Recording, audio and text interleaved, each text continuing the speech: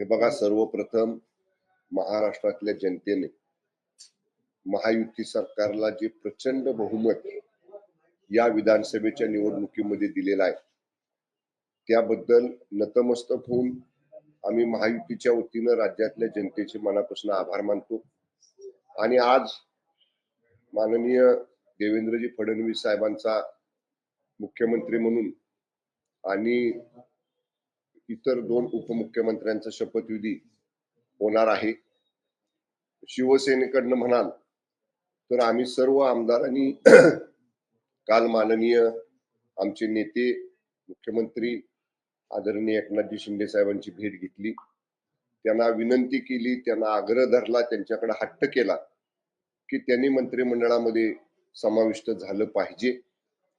आणि साहेबांना भेटून आम्ही सर्वजण काल वर्षा बंगल्यावरून निघालो।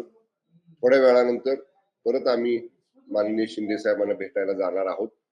परंतु काल आम्ही भेटल्यानंतर माननीय मुख्यमंत्री एकनाथजी शिंदे साहेबांनी सांगितलेलं की तुमच्या सगळ्यांच्या भावना माझ्यापर्यंत पोहोचलेल्या आहेत, एवढं त्यांनी सांगितलं। आणि आम्हाला वाटते की आमचा अधिकार आहे आमचा साहेबांकडे हट्ट धरायचा।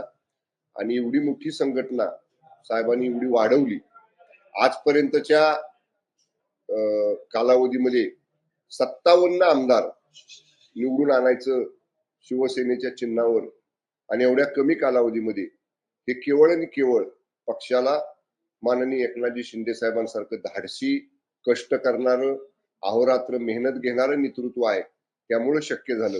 पक्ष अधिक आम्हाला महाराष्ट्रामध्ये, महाराष्ट्राच्या बाहेर सुद्धा वाढवायचं आहे आणि त्याला नेतृत्व हे माननीय शिंदे साहेबांचंच असलं पाहिजे।